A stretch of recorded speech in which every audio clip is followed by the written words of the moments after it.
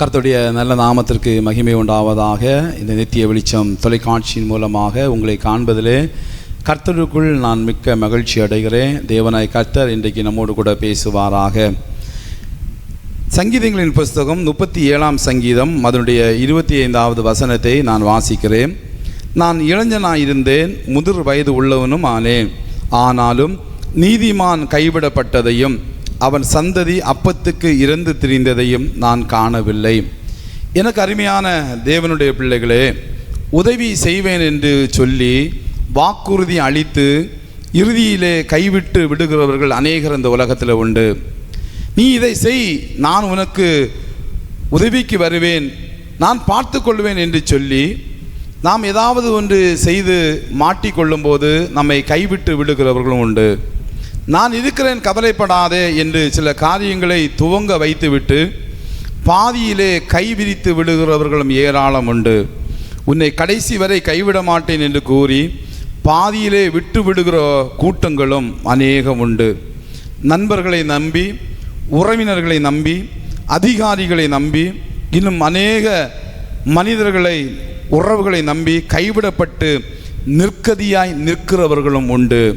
ஆனால் நம்மை உருவாக்கி நமக்கு உயிர் கொடுத்து இதுவரையிலும் நம்மை நடத்தி வந்த நம்முடைய ஆண்டவர் நம்மை ஒருபோதும் கைவிடவே மாட்டார். அவர் நம்மை கைப்பிடித்த சூழலே வித்தியாசமானது தானே. எல்லாரும் ஒன்று போன்ற அவர் நம்மை கைப்பிடித்த சூழல் வித்தியாசமாகவே இருக்கிறது. பலவிதமான சூழல்கள் நடுவிலே வாழ்ந்து கொண்டு வந்த நம் ஒவ்வொருவரையும் ஆண்டவர் கரம் பிடித்தார். ரோமர் 5வது அதிகாரம் 8வது வசனம். ரோமர் 5ஆம் அதிகாரம் 8ஆம் வசனம் சொல்லுகிறது, நாம் பாவிகளாயிருக்கையில் கிறிஸ்து நமக்காக மரித்ததினாலே தேவன் நம்மேல் வைத்த தமது அன்பை விளங்க பண்ணினார். நாம் பாவிகளாயிருக்கையில் தேவனாய் கர்த்தர் நம்மை நேசித்து நம்மேல் அன்பு கூர்ந்து நம்மை கரம் பிடித்து நீதிமான் ஆக்கினார் என்று சொல்லப்பட்டிருக்கிறது. பாவியாக இருக்கும்போதே நம்மை நேசித்து கரம் பிடித்தவர் பாதியிலே விட்டு விடுவாரோ? ஒரு நாளும் விட்டு விட மாட்டார். இதுவரை நம்மை தாங்கி நடத்தின ஆண்டவர் இனி கைவிடுவாரோ? நிச்சயமாகவே கைவிட மாட்டார். அவர் நம்முடைய வாழ்க்கையிலே நன்மைகளை செய்கிற ஆண்டவராய் காணப்படுகிறார். தாவீதுடைய ஆராய்ச்சியுடைய முடிவைத்தான் நாம் இங்கே வாசிக்க கேட்டோம். சங்கீதங்களின் புஸ்தகம் 37ஆம் சங்கீதத்திலே அவனுடைய ஒரு ஆராய்ச்சி, ஒரு மிகப்பெரிய ஆராய்ச்சி பண்ணினான். அவர் சொல்லும்போது சொல்லுகிறார் பாருங்க, நான் இளைஞா இருந்தேன், நான் சின்ன பையனாக இருந்தேன், வாலிப பிராயத்தை கடந்து வந்தேன், அதோடு கூட நான் முதிர் வயது உள்ளவனும் ஆகிவிட்டேன். ஆனாலும் பாருங்க, நீதிமான் கைவிடப்பட்டதையும் அவன் பிள்ளைகள் அப்பத்துக்கு இறந்து திரிந்ததையும் நான் காணவில்லை என்று சொல்லுகிறார். அவனுடைய மிகப்பெரிய ஆராய்ச்சியுடைய முடிவு இதுதான், நீதிமான் கைவிடப்படுவதில்லை. இதை கேட்டுக்கொண்டிருக்கிற அருமையான தேவனுடைய பிள்ளைகளே, நீங்கள் கைவிடப்படுவதில்லை. தேவனால் நீங்கள் கைவிடப்படுவதில்லை. கர்த்தர் உங்களை கரம் பிடித்து நடத்துகிறார்.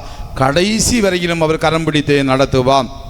உபாகமம் 4வது அதிகாரம் 31ஆம் வசனத்திலே மோசே ஜனங்களுக்கு ஒரு செய்தி கொடுக்கிறார். மோசே ஜனங்களுக்கு கொடுத்த அந்த செய்தி என்ன? நான் வாசிக்கிறேன். உபாகமம் 4ஆம் அதிகாரம் 31வது வசனத்தில், உன் தேவனாகிய கர்த்தர் இரக்கமுள்ள தேவனாய் இருக்கிறபடியா அவர் உன்னை கைவிடவும் மாட்டார், உன்னை அழிக்கவும் மாட்டார், உன் பிதாக்களுக்கு தாம் ஆணையிட்டு கொடுத்த உடன்படிக்கையை மறக்கவும் மாட்டார். எந்த சூழ்நிலை என்பதை நீங்கள் புரிந்து கொள்ள வேண்டும். 29-30 வசனங்களிலே அந்த சூழ்நிலையை குறித்து சொல்லப்பட்டிருக்கிறது. எந்த சூழ்நிலை? அப்பொழுது அங்கே இருந்து உன் தேவனாய கர்த்தரை தேடுவாய், உன் முழு இருதயத்தோடும் உன் முழு ஆத்துமாவோடும் அவரை தேடும்போது அவரை கண்டடைவாய். நீ வியாகுலப்பட இவைகளெல்லாம் உன்னை தொடர்ந்து பிடிக்கும்போது கடைசி நாட்களில் உன் தேவனாகிய கர்த்தரிடத்தில் திரும்பி அவர் சத்தத்துக்கு கீழ்ப்படிவாயானால் உன் தேவன் உன்னை கைவிட மாட்டார். அந்த சூழ்நிலையை அவர் சொல்லி வருகிறார். என்ன தெரியுமா?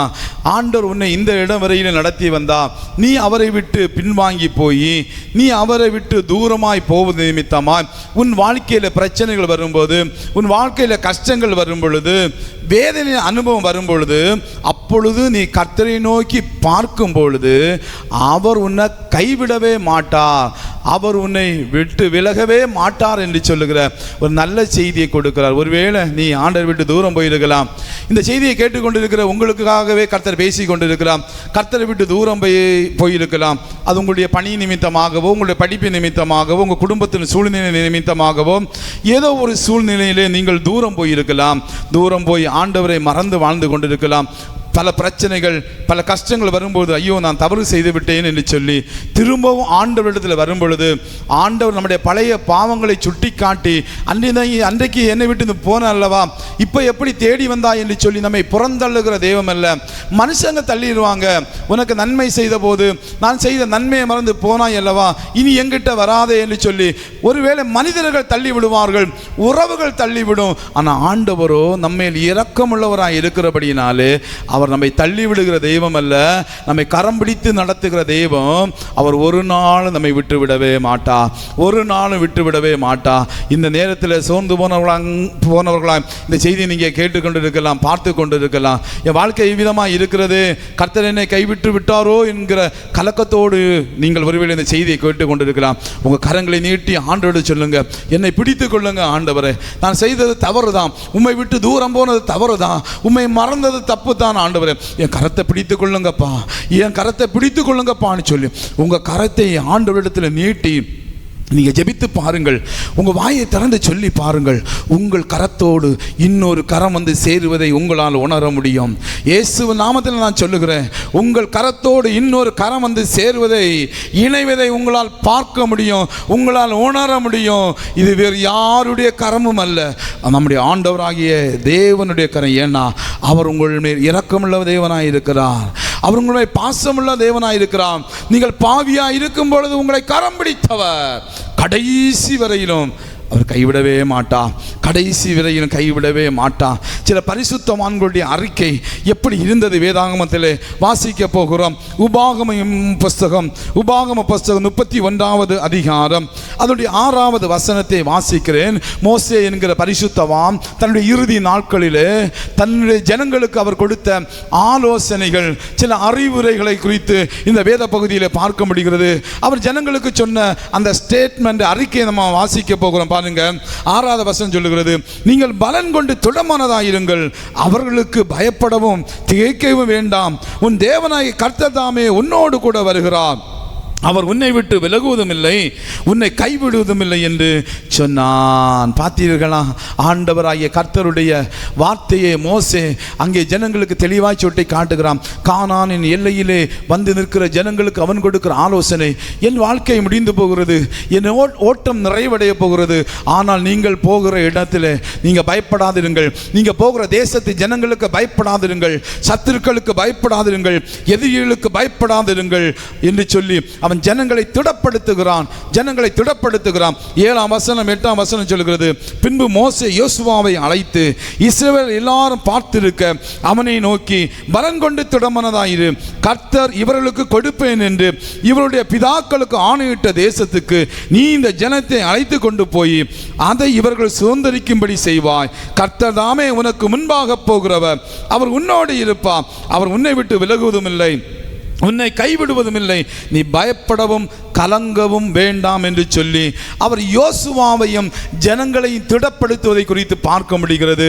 அருமையா சொல்லப்பட்டிருக்கிறது, கர்த்தர் கைவிடவே மாட்டார், கர்த்தர் உங்களை விட்டு விலகி போகவே மாட்டார், ஒருபோதும் உங்களை கைவிட மாட்டார் என்று சொல்லி அவன் அங்கே திடப்படுத்துவதை பார்க்க முடியும். பரிசுத்தவானாகிய மோசே அவர்களை திடப்படுத்துகிறார், கர்த்தர் உங்களை கைவிட மாட்டார். அதே போல தான் இந்த செய்தியை கேட்டுக்கொண்டிருக்கிற உங்களை நான் திடப்படுத்துகிறேன், உங்களை நான் திடப்படுத்துகிறேன். பயப்படாதிருங்கள், கலங்காதிருங்கள், கர்த்தர் உங்களை கைவிட மாட்டார், உங்கள் வாழ்க்கையில் அவர் அற்புதங்களை செய்ய போகிறார். 1 சாமுவேல் 12வது அதிகாரம் 12ஆம் அதிகாரம் 22வது வசனத்திலே சாமுவேல் என்கிற பரிசுத்தவான் அங்கே ஜனங்களை திடப்படுத்துகிற ஒரு காரியத்தை குறித்து பார்க்க முடிகிறது. 1 சாமுவேல் 12வது அதிகாரம் 22வது வசனத்தை நான் வாசிக்கிறேன், சற்று கவனியுங்கள். கர்த்தர் உங்களை தமக்கு ஜனமாக்கி கொள்ள பிரியமாய் இருந்தபடினா கர்த்தர் தம்முடைய மகத்துவமான நாமத்தின் நிமித்தம் தமது ஜனத்தை கைவிட மாட்டார். இஸ்ரவேல் ஜனங்கள் ஒரு தவறு செய்து விடுகிறார்கள், ஒரு கலகம் நடக்குகிறது, அந்த நேரத்தில் தான் சாமுவேல் ஜனங்களோடு வந்து பேசுகிறான். ஆண்டவர் அங்கே ஒரு சூப்பர் நேச்சுரல் காரியத்தை செய்கிறார். என்ன? சாமுவேல் கர்த்தர் நோக்கி விண்ணப்பம் பண்ணினார். 18ஆம் வசனத்தில், அன்றைய தினம் கர்த்தர் இடி முழக்கங்களையும் மழையும் கட்டளையிட்டார். அப்பொழுது ஜனங்கள் எல்லாரும் கர்த்தருக்கும் சாமுவேலுக்கும் மிகவும் பயந்தவர்களாக சாமுவேலை பார்த்து சொல்லுங்க, ஐயோ நாங்கள் தப்பு பண்ணிட்டோம், நாங்கள் சாகாதபடிக்கு நீங்கள் ஆண்டவரிடத்தில் வேண்டிக் கொள்ளுங்க, கர்த்தர் எங்கள் மேல் கோபமாக இருக்கிறான்னு நாங்கள் அறிகிறோம், நீ எங்களுக்காக வேண்டிக் கொள்ளுங்கள் என்று சொல்லி சாமுவேலிடத்தில் வேண்டிக் கொண்ட போது சாமுவேல் சொன்ன வார்த்தை தான் இது. கர்த்தர் உங்களை தமக்கு ஜனமாக்கி கொள்ள பிரியமாயிருந்தபடினாலே கர்த்தர் தம்முடைய மகத்துவமான நாமத்தின் நிமித்தம் தம்முடைய ஜனத்தை கைவிடவே மாட்டார், உங்களை கைவிடவே மாட்டார். பாவத்தின் நிமித்தமாக சோர்ந்து போய், ஐயோ நான் தப்பு பண்ணிட்டேன், இனி என்ன பண்றது, கர்த்தர் என்னை அழித்து விடுவாரோ, இந்த பாவத்தின் நிமித்தம் என் குடும்பத்தை அழித்து விடுவாரோ என்று சொல்லி கலக்கத்தோடு இருக்கிறீங்களா? கடக்கத்தோடு கூட இருக்கிறீங்களா? இன்றைக்கு ஆண்டவரோடு ஒப்புரவாகி கொள்ளுங்கள். உங்களை அவர் மீட்டெடுப்பா, உங்கள் குடும்பத்தை ஆசீர்வதிப்பா. அவர் உங்கள் மேல் பிரியமாக இருக்கிறார். நீங்கள் அழிந்து போவது அவருக்கு விருப்பம் இல்லை, நீங்கள் அழிந்து போவது அவருக்கு சித்தம் இல்லை. உங்கள் வாழ்க்கையில் அவர் நன்மை செய்வார். அவரோடு ஒப்புரவாகுங்கள். பரிசுத்தவானாகிய சாமுவேல் அந்த ஜனத்தை பார்த்து சொல்றா பாருங்க, உங்களை மீட்டுக்கொள்ள தேவன் சித்தமுள்ளவராயிருக்கிறார், பயப்படாதிருங்கள், அவர் உங்களை கைவிட மாட்டார் என்று சொல்லப்பட்டிருக்கிறது. எனக்கு அருமையான தேவனுடைய பிள்ளைகளே, கர்த்தர் ஒரு நாளும் உங்களை கைவிடவே மாட்டார். 1 நாளாகமம் 28வது அதிகாரம் 1 நாளாகமம் 28வது அதிகாரத்திலே அதனுடைய 20வது வசனத்திலே ஒரு அற்புதமான காரியம் சுட்டி காட்டப்பட்டிருக்கிறது. நான் அதை வாசிக்கிறேன். 1 நாளாகமம் 28வது அதிகாரம் அப்படி 28வது வசனத்தை வாசிக்கிறேன் பாருங்க. தாவீது தன் குமாரனாகிய சாலோமனை நோக்கி, நீ பலன் கொண்டு தைரியமாயிருந்து இதை நடப்பி, நீ பயப்படாமலும் கலங்காமலும் இரு, தேவனாகிய கர்த்தர் என்னும் என் தேவன் உன்னோடு இருப்பா, கர்த்தருடைய ஆலயத்தை கட்டுகிறதுக்கு அடுத்த சகல கிரியைகளையும் நீ முடித்து தீரு மட்டும் அவர் உன்னை விட்டு விலகவும் மாட்டார், உன்னை கைவிடவும் மாட்டார். அற்புதமான வார்த்தை. நீ இதை முடித்து தீரு மட்டும், உனக்கென்று கொடுத்த பணியை நீ செய்து முடிக்கிற வரையிலும் அவர் உன்னை கைவிடவே மாட்டார். உங்களுக்குன்னு கர்த்தர் பணியை கொடுத்திருக்கிறாரா? உங்களுக்குன்னு ஒரு ஊழியத்தை தந்திருக்கிறாரா? அல்லது வேறு பொறுப்புகளை தந்திருக்கிறாரா? அல்லது வேறு திட்டங்களை தந்திருக்கிறாரா? அது முடிகிற வரையிலும் ஆண்டவர் உங்களை கைவிட மாட்டார். பயப்படாதிருங்கள். சூழ்நிலைகள் ஒருவேளை எதிராய் காணப்படலாம், பிரச்சனைகள் உங்களை தலைக்கு மேலே போய் கொண்டிருக்கலாம், எதிர்ப்புகள் உங்களை வீழ்த்துவதற்கு ஏதுவாய் அதிகமாயிருக்கலாம். தளர்ந்து மட்டும் போகாதிருங்கள், கலங்கி போகாதிருங்கள். உங்களுக்கென்று கொடுத்த பணி, எந்த இடத்துல எந்த பொறுப்பை நீங்கள் நிறைவேற்ற வேண்டும் என்று கர்த்தர் உங்களுக்கு பணி கொடுத்திருக்கிறாரோ அந்த இடத்தில் அந்த பொறுப்பை நிறைவேற்றுகிற வரையிலும் கர்த்தர் உங்களை கைவிடவே மாட்டார். ஒரு நாள் உங்களை விட்டு விலகி போகவே மாட்டார். ஆம், அவர் திடப்படுத்தி உங்களை பார்த்து சொல்லுகிறார், கவலைப்படாதிருங்கள், திடன் கொள்ளுங்கள், நான் உங்களை கைவிடுவதில்லை என்று. ஆம், கர்த்தருடைய வாக்குத்தத்தம் அதுதான். யோசுவாவுடைய புஸ்தகம் அதனுடைய 1வது அதிகாரம் 5வது வசனத்திலே ஆண்டவர் யோசுவாவுக்கு இந்த வாக்குத்தத்தத்தை கொடுத்தார். ஒரு பெரிய பொறுப்பை இப்ப யோசுவா தன்னுடைய கையிலே பெற்றுக்கொள்ளுகிறான், ஆண்டவரிடமிருந்து பெற்றுக்கொள்ளுகிறான். இஸ்ரவேல் ஜனங்களை நடத்துகிற பொறுப்பு. அதுவரையிலும் மோசே அவர்களை நடத்தி கொண்டு வந்தா, இப்பொழுது யோசுவா அவர்களை நடத்த போகிறார். ஒரு பயம் அவருக்கு இருந்தது. ஒரு பெரிய பொறுப்பை எடுக்கும் முன்பதாக பயம் வரத்தானே செய்யும். நாம் அப்படிப்பட்ட சூழ்நிலை பயந்து இருக்கிறோம் அல்லவா? அதே போலதான் யோசுவாவும் மிகவும் பயந்தவனாக, எப்படி இந்த ஜனத்தை நான் நடத்த போகிறேன், எப்படி இவர்களுக்கு என்று கர்த்தர் கொடுத்த அந்த வாக்குத்தத்த தேசத்திற்கு அழைத்து கொண்டு போகிறேன் என்று கலக்கத்தோடு நிற்கும் போதுதான் ஆண்டவர் சொல்லுகிறார், நீ உயிரோடு இருக்கும் நாளெல்லாம் ஒருவனும் உனக்கு முன்பாக எதிர்த்து நிற்பதில்லை. நான் மோசேயோடு இருந்தது போல உன்னோடும் இருப்பேன். நான் உன்னை விட்டு விலகுவதும் இல்லை, உன்னை கைவிடுவதும் இல்லை. அற்புதமான வார்த்தை. ஆண்டவர் உங்களுக்கு வாக்கு கொடுக்கிறார், நான் உன்னை விட்டு விலகவே மாட்டேப்பா. தம்பி, தங்கச்சி, அன்பு சகோதரா, சகோதரி, அன்பு ஊழியக்காரரே, கர்த்தர் சொல்லுகிறார், நான் உன்னை விட்டு விலகுவதும் இல்லை, உன்னை கைவிடுவதும் இல்லை, ஜீவனுள்ள நாளெல்லாம் கூடவே இருப்பேன், இந்த பொறுப்பை நிறைவேற்றி முடிக்கிற வரையிலும் நான் உன்னை ஒருபோதும் கைவிட மாட்டேன் என்று கர்த்தர் வாக்கு கொடுக்கிறார். 1 ராஜாக்களின் புஸ்தகம் 6வது அதிகாரம், 1 ராஜாக்களின் புஸ்தகம் 6வது அதிகாரம் அதனுடைய 11 முதல் 13 வரை உள்ள வேத பகுதியிலே அங்கேயும் திடப்படுத்துகிற ஒரு காரியம் சுட்டி காட்டப்பட்டிருக்கிறது. நான் வாசிக்கிறேன், சற்று கவனியுங்கள். அப்பொழுது கர்த்தருடைய வார்த்தை சாலொமோனுக்கு உண்டாயிற்று. அவர், நீ என் கட்டளைகளின்படி நடந்து என் நீதி நியாயங்களை நிறைவேற்றி என் கற்பனைகளின்படியெல்லாம் நடந்து கொள்ளும்படிக்கு அவைகளை கை கொண்டால் நீ கட்டுகிற இந்த ஆலயத்தை குறித்து நான் உன் தகப்பனாகிய தாவீதோடு சொன்ன என் வார்த்தையை உன்னிடத்தில் நிறைவேற்றி இஸ்ரவேல் புத்திரன் நடுவிலே வாசம் பண்ணி என் ஜனமாகிய இஸ்ரவேலை கைவிடாதிருப்பேன் என்றார். ஆமென். எனக்கு அருமையான தேவ பிள்ளைகள், ஆண்டவர் சொல்லுகிறாரு, நான் உங்கள் நடுவிலே வாசம் பண்ணி உங்களை கைவிடாதிருப்பேன். இந்த ஜனத்தின் நடுவிலே வாசம் பண்ணி கைவிடாதிருப்பேன். ஆம், ஆண்டவர் உங்கள் வீட்டிலே வாசம் பண்ணி உங்கள் பாளையத்திலே வாசம் பண்ணி உங்களை கைவிடாதிருக்கிற ஒரு நல்ல ஆண்டவர் நம்முடைய ஆண்டவர். அவர் ஒரு நாளும் உங்களை கைவிடவே மாட்டார். பயப்படாதிருங்கள், உங்களுடைய பணிகளை செய்யுங்கள், நீங்கள் சோர்ந்து போகாதீங்க, திடன் கொண்டு எழுந்திருங்கள், உங்களுடைய காரியத்திலே முன்னோக்கி போங்கள், முன்னோக்கி போங்கள். எந்த காரியத்தை குறித்து திகைச்சு போய் நிற்கிறீங்களோ எல்லாவற்றையும் உதறிவிட்டு முன்னோக்கி செல்லுங்கள். கர்த்தர் உங்களை கரம் பிடித்திருக்கிறார், அவர் கைவிடவே மாட்டார். சில மனிதர்களுடைய சாட்சிகளை நான் உங்களுக்கு முன்பதாக வைக்க விரும்புகிறேன். எஸ்ராவுடைய புஸ்தகம் 9வது அதிகாரம், எஸ்ராவுடைய புஸ்தகம் 9வது அதிகாரம் அதனுடைய 9வது வசனத்திலே அந்த தேவ மனிதன் ஒரு காரியத்தை சொல்லுகிறார். அதை நான் வாசிக்கட்டுமா?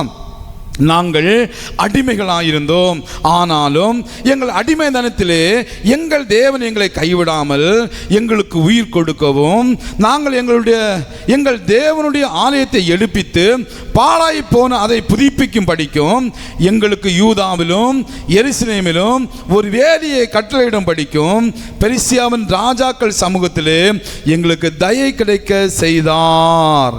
அற்புதமான வார்த்தை பார்த்தீங்களா?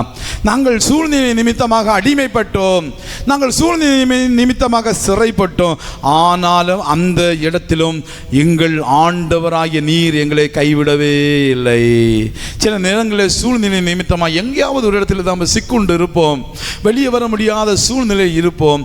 அங்கேயும் கர்த்தர் நம்மை கைவிடுகிற தேவன் அல்ல, அங்கேயும் கைவிடுகிற தேவன் அல்ல. அந்த இடத்திலிருந்து நம்மை மீட்டெடுக்கிற ஒரு நல்ல தேவனாய் காணப்படுகிறார். நீங்க எதில் சிக்கி இருக்கிறீங்க? பாவத்தில் சிக்கியிருக்கிறீங்களா? பாவத்தில் சிக்கியிருக்கிறீங்களா? அல்லது ஏதாவது மனிதனிடத்தில் போய் சிக்கி இருக்கிறீர்களா? ஏதாவது சூழ்நிலைகளுக்குள்ளாக போய் சிக்கி இருக்கிறீங்களா? கர்த்தர் கைவிடவே மாட்டா. அந்த காரியத்திலிருந்து கர்த்தர் உங்களை வெளியே கொண்டு வருவார். எது நிமித்தமாய் வேதனையோடு இதில் சிக்கி தவிக்கிறேன் என்று சொல்லி நீங்கள் வேதனையோடு நிற்கிறீங்களோ அந்த காரியத்தில் கர்த்தர் உங்களை வெளியே கொண்டு வர போகிறார். அது ஒருவேளை பாவமாக இருக்கலாம், அது ஒருவேளை மனிதனுடைய கட்டுப்பாடாக இருக்கலாம். எவைகளை சிக்கி இருந்தாலும் வெளியே வர போறீங்க. ஒருவேளை நீங்க கடல்ல சிக்கி இருக்கலாம், ரகசியமான காரியங்களை சிக்கி இருக்கலாம். கர்த்தர் உங்களை வெளியே கொண்டு வர போகிறார். அந்த அடிமைத்தனத்திலிருந்து, அந்த சிறையிருப்பிலிருந்து நீங்க வெளியே வர போறீங்க. இன்றைக்கே கர்த்தர் காரியத்தை மாற்ற போகிறார். இன்றைக்கே கர்த்தர் சூழ்நிலையை மாற்ற போகிறார். இயேசுவின் நாமத்தினாலே அந்த அடிமைத்தன சங்கிலியை உடைத்து போடுகிறேன், அந்த சிறையிருப்பை உடைத்து போடுகிறேன். வேதனையோடு பார்த்து கொண்டிருக்கிற இந்த மகன், இந்த மகள் வெளியே வரட்டும் இயேசுவின் நாமத்தினாலே. வேதனையோடு பார்த்து கொண்டிருக்கிற இந்த குடும்பம் இயேசுவின் நாமத்தின் அடிமை தினத்தில் வெளியே வருவார்களாக, வெளியே வருவார்களாக. கர்த்தர் உங்களை வெளியே கொண்டு வர போகிறார்.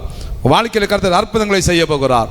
சோர்ந்து போகாதிருங்க, நிச்சயமாக கர்த்தர் உங்களை கைவிடவே மாட்டார். ஆம், எஸ்ராவுடைய அனுபவம் அதுவாக இருந்தது. நெகேமியாவுடைய அனுபவம் என்ன? நெகேமியா என்கிற தேவ மனிதனுடைய சாட்சி என்ன? நெகேமியா 9வது அதிகாரம், நெகேமியாவின் புஸ்தகம் 9ஆம் அதிகாரம் அதனுடைய 17வது வசனத்திலே அவர் ஒரு காரியத்தை சொல்லி வருகிறார். நான் அதை வாசிக்கட்டுமா? அதை கவனியுங்கள். நெகேமியா 9ஆம் அதிகாரம் 17வது வசனத்திலே அவர் சொல்லுகிறார் பாருங்க. அவர்கள் செவி கொடுக்க மனதில்லாமலும் அவர்களிடத்தில் நீர் செய்த உம்முடைய அற்புதங்களை நினையாமலும் போய் தங்கள் கழுத்தை கடினப்படுத்தி தங்கள் அடிமைதனத்துக்கு திரும்பும்படிக்கும் அவர்கள் கலகம் பண்ணி ஒரு தலைவரை ஏற்படுத்தினார்கள். ஆகிலும் வெகுவாய் மன்னிக்கிறவரும் இரக்கமும் மன உருக்கமும் நீடிய சாந்தமும் மகா கிருபை உள்ளவருமாகிய தேவனாகிய நீர் அவர்களை கைவிடவே இல்லை. வனாந்திரத்தில் நடந்த சம்பவத்தை குறித்து அவர் அங்கே விளக்கி வருகிறார். 19ஆம் வசனத்தில் அதை சுட்டி காட்டப்பட்டிருக்கிறது. நீங்கள் 30, 31 ஆகிய வசனங்களிலும் அதை குறித்து சொல்லப்பட்டிருக்கிறது. நெகேமியா சொல்லுகிறார், திரும்ப திரும்ப எங்கள் முன்னோர்கள் எல்லாம் பாவம் செஞ்சாங்கப்பா, திரும்ப திரும்ப எங்கள் முன்னோர்கள் எல்லாம் உம்மை விட்டு தூரம் போனாங்க.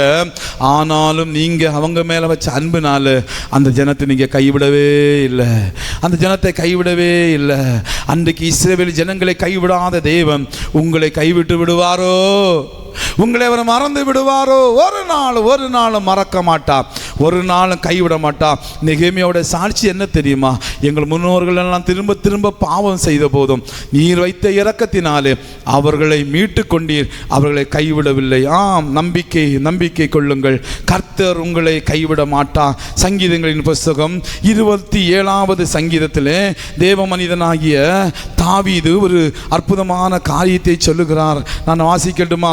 சங்கீதங்களின் புஸ்தகம் 27வது சங்கீதம் அதனுடைய 10வது வசனம் சொல்லுகிறது, என் தகப்பனும் என் தாயும் என்னை கைவிட்டாலும் கர்த்தர் என்னை சேர்த்து கொள்வார்.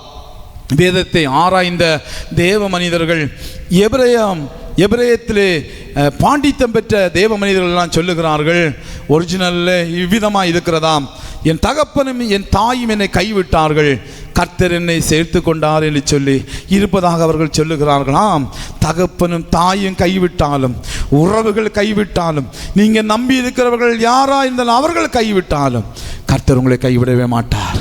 கர்த்தர் உங்களை கைவிடவே மாட்டார். உங்களை ஆசை காட்டி மோசம் பண்ணி உங்களை கைவிட்டுட்டாங்களோ, உங்கள் வாழ்க்கையில் உள்ள ஆசீர்வாதங்கள் எல்லாம் உறிந்து எடுத்து விட்டு உங்களை கைவிட்டு விட்டார்களோ, உங்களை தீட்டுப்படுத்தி விட்டு உங்களை கைவிட்டு விட்டார்களோ, பரிதாபமான சூழ்நிலை இதை பார்த்து கொண்டு இருக்கிறீங்களா? கண்ணீரோடு இதை பார்த்து கொண்டு இருக்கிறீர்களா? வேதனையோடு இதை பார்த்து கொண்டு இருக்கிறீங்களா? இப்படி நான் நம்பி மோசம் போயிட்டேன், அந்த வார்த்தையை நம்பி நான் மோசம் போயிட்டேன், கடைசி வரையும் என்னை வைத்து காப்பாற்றுவார்கள் என்று நினைத்தேன், பாதியிலே விட்டு விட்டு போய்விட்டார்களே என்று சொல்லி வேதனையோடு நிற்கிறீங்களா? நான் எதற்கு வாழணும் என்று சொல்லி கேள்விக்குறியோடு நிற்கிறீங்களா? இன்றைக்கு கர்த்தர் உங்களை பார்த்து தான் பேசி கொண்டிருக்கிறார். ஆண்டவர் சொல்லுகிறாரு, நான் உன்னை கைவிடுவதில்லை. யார் கைவிட்டாலும் கைவிடட்டும், நான் உன்னை கைவிட மாட்டேன், நான் உன்னை கைவிட மாட்டேன். உன் தகப்பனும் உன் தாயும் உன்னை கைவிட்டாலும் நான் உன்னை கைவிட மாட்டேன் என்று ஆண்டவர் சொல்லுகிறார். நம்பிக்கையோடு கர்த்தரை பற்றி கொள்ளுங்கள், நம்பிக்கையோடு கர்த்தரை பற்றி கொள்ளுங்கள். அவர் யாரையெல்லாம் கைவிட மாட்டார்? சங்கீதங்களின் புஸ்தகம் 9வது சங்கீதம் 10வது வசனம் சொல்கிறது, தம்மை தேடுகிறவர்களை கர்த்தர் கைவிட மாட்டார். இயேசுவே இயேசுவன்னு கூப்பிட்டு இருக்கீங்க தானே, அப்பா அப்பான்னு கூப்பிட்டு இருக்கீங்க தானே, அப்பா என்று கூப்பிடுகிற உங்களை அவர் கைவிடவே மாட்டார். அவரை தேடுகிற ஒருவரையும் அவர் கைவிடவே மாட்டார், உங்களை கைவிடவே மாட்டா. தொடர்ந்து கூப்பிடுங்க. உங்கள் கூப்பிடுற சத்தம் பரலோகத்தில் எட்டி இருக்கிறது, உங்களுடைய சத்தம் அவருடைய சமூகத்தில் எட்டி கொண்டு இருக்கிறது. பார்வை தெரியாத பர்விமே என்கிற ஒரு பிச்சைக்காரன், அந்த பிச்சைக்காரனுடைய சத்தத்தை கேட்டு நின்றவராக நம்முடைய ஆண்டவராகிய கர்த்தர் அப்படி பிள்ளைகளாக இருக்கிற உங்களுடைய சத்தத்தை கேட்டு போய் விடுவாரோ? உங்களை விட்டு கடந்து போய் விடுவாரோ? போக மாட்டார். உங்களுடைய சத்தத்தை கேட்டு நின்று உங்களுக்கு அற்புதம் செய்கிற ஆண்டவர், அவர் உங்களை கரம் பிடித்த ஆண்டவர், தம்மை தேடுகிறவர்களை ஒரு நாளும் கைவிட மாட்டான். நம்பிக்கையோடு கர்த்தரை தேடுங்கள், அவர் உங்களை கைவிட மாட்டான். சங்கீதம் 37ஆம் சங்கீதம் 28ஆம் வசனத்தில் வாசிக்கும் போது சொல்லப்பட்டிருக்கிறது, தம்முடைய பரிசுத்தவான்களை அவர் கைவிடவே மாட்டார். ஆண்டவராகிய இயேசு கிறிஸ்துவின் இரத்தத்தினாலே கழுவப்பட்ட எல்லாரும் பரிசுத்தவான்கள். இயேசு கிறிஸ்துவின் இரத்தம் சகல பாவங்களை நீக்கி நம்மை சுத்திகரிக்கிறது. நீ எவ்வளவு பெரிய பாவியாக இருந்தாலும் இயேசு கிறிஸ்துவின் இரத்தத்தினால் நீங்கள் கழுவப்பட்டது உண்மைன்னா நீங்கள் எல்லாம் பரிசுத்தவான்கள், நீங்கள் எல்லாம் நீதிமான்கள். உங்களை அவர் ஒரு நாளும் கைவிட மாட்டார். உங்களை அவர் நேசிக்கிற நல்ல தேவனாய் காணப்படுகிறார். சங்கீதம் 41:17 சொல்லப்பட்டிருக்கிறது, சிறுமையும் எளிமையுமானவர்களை ஆண்டவர் ஒருபோதும் கைவிட மாட்டாராம். நான் சிறுமையாக இருக்கிறேனே, நான் அந்த அளவுக்கு பெரிய ஆள் இல்லையே அப்படி என்று சொல்லி எளிமையான வாழ்க்கையை வாழ்ந்து கொண்டிருக்கிற உங்களை ஒருவேளை மனிதர்களை கைவிடலாம், உங்களோட தோற்றத்தை பார்த்து உங்களை சூழ்ந்து இருக்கிறவர்களெல்லாம் கைவிடலாம். ஆனால் தோற்றத்தை பார்த்து கரம் பிடித்தவர் அல்ல உங்கள் ஆண்டவர். தோற்றத்தை பார்த்து உங்களை நேசித்தவர் அல்ல நம்முடைய ஆண்டவர். தோற்றத்தை பார்த்து நேசிக்கிறவர் அல்ல, சூழ்நிலையை பார்த்து நேசிக்கிறவர் அல்ல. அந்த ஆண்டவர் சிறுமையும் எளிமையுமாய் இருக்கிற உங்களை ஒருபோதும் கைவிடப்பட மாட்டார். சூழ்நிலைகள் உங்களை சிறுமைப்படுத்தி இருக்கலாம், மனிதர்கள் உங்களை சிறுமைப்படுத்தி இருக்கலாம். உங்கள் தாளந்துகளை வைத்து, உங்களுடைய பொருளாதார வசதிகளை வைத்து, உங்கள் குடும்ப சூழ்நிலையை வைத்து, உங்களுடைய படிப்பை வைத்து ஒருவேளை அவர்கள் உங்களை சிறுமைப்படுத்தி இருக்கலாம். ஆனால் உங்களை நேசிக்கிற ஆண்டவர் உங்களை ஒரு நாளும் கைவிடவே மாட்டார். நாட்கள் வருகிறது, சிறுமைப்பட்டு இருக்கிற உங்களை உலகம் ஆச்சரியத்தோடு பார்க்கிற அளவுக்கு உங்கள் தலையை கர்த்தர் உயர்த்த போகிறார். ஒரு நாள் ஒரு பெரிய நிலைமையில போறீங்க. இவனா இவளா என்று ஆச்சரியப்படுகிற அளவிற்கு கர்த்தர் உங்களுடைய தலையை உயர்த்த போகிறான். சிறுமை எளிமையுமானவர்களை அவர் கைவிடவே மாட்டார். சங்கீதம் 94:14 சொல்லுகிறது, தன்னுடைய மந்தையாகிய சுதந்திரத்தை அவர் கைவிடுவதில்லை, தம்முடைய சுதந்திரத்தை அவர் கைவிடவே மாட்டார். நீங்கள் அவருடைய சுதந்திரம், நீங்கள் அவருடைய சொத்து. அவர் உங்களை நேசிக்கிறார். நமக்கு கொஞ்சம் சொத்து இருக்கு, கொஞ்சம் பங்கு இருக்கு என்று சொன்னால் நம்ம யாருக்கும் விட்டு கொடுக்க மாட்டோம் தானே. ஒரு சென்று நிலத்திற்காக கூட அடி வைத்து சாகிற உலகமாக்கும் இந்த உலகம். மனிதர்கள் ஒரு சின்ன இடத்தை கூட ஒருத்தர் விட்டு கொடுக்க மாட்டாங்க. மனிதர்கள் பாருங்க, அப்படி உலகத்துக்காக சண்டை போட்டு இருக்காங்க. நம்ம ஆண்டவர் அதை காட்டில் மேலே நம்ம நேசிக்கிறவர், அது காட்டில் மேலே நம்ம ஒரு நாள் கைவிட மாட்டார், ஒரு நாளும் கைவிடா. சொத்துக்களை காட்டில் விலையேற பெற்றதை நம்மளை வச்சிருக்கிறார், விலையேற பெற்ற நம்ம பார்க்கிறோம். அதனால தான் தம்முடைய விலையேறப்பட்ட இரத்தத்தை சிந்தி நம்ம மீட்டா. ஒன்றுக்கு நம்ம உதவாதவங்களா இருந்தா, நம்ம குப்பையும் கந்தையுமா இருந்தா விலையேறப்பட்ட இரத்தத்தை நமக்கு கொடுத்திருப்பாரோ? இல்லை இல்லை இல்லை இல்லை. நம்மை அவர் விலையேறப்பட்டவர்களாய் பார்க்கிறார். அதனால தான் விலையேறப்பட்ட இரத்தத்தை கொடுத்து நம்மை மீட்டு வைத்திருக்கிறார். ஒரு நாள் உங்களை கைவிட மாட்டார். சங்கீதம் 37:25 சொல்லுகிறது, நீதிமான்களை கைவிட மாட்டார், அவர் உங்களை ஒருபோதும் கைவிட மாட்டார்.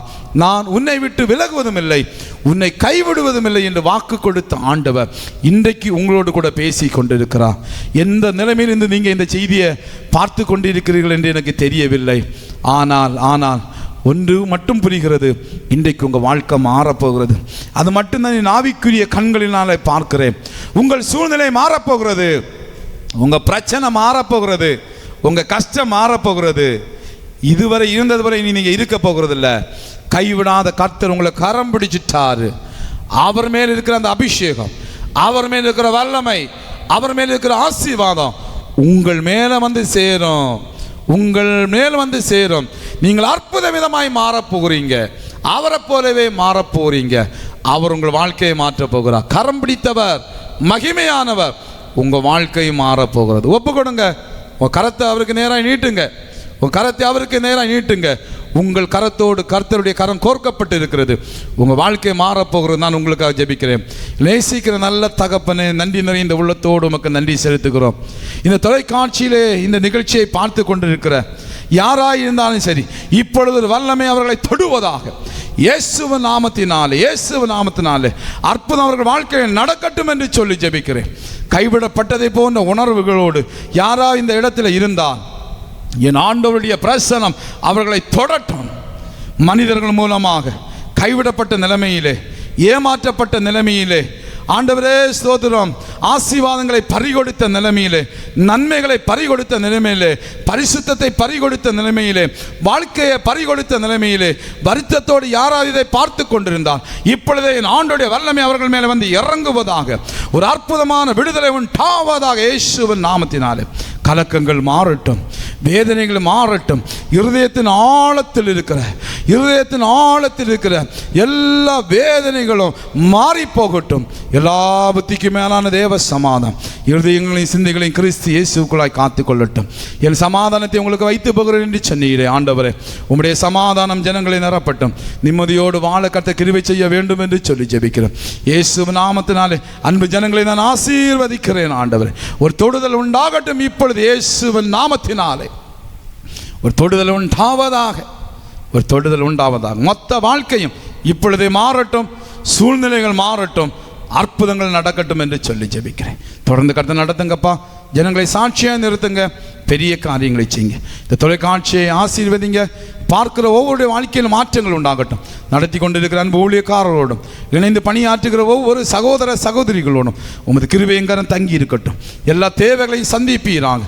இன்னும் அநேக இடங்களுக்கு இந்த தொலைக்காட்சி சென்று அநேகருடைய வாழ்க்கையில் மாற்றத்தை கொண்டு வரட்டும். பெரிய காரியங்களை செய்யுங்க. இயேசுவின் நாமத்தில் ஜெபிக்கிற நல்ல பிதாவே, ஆமேன், ஆமேன்.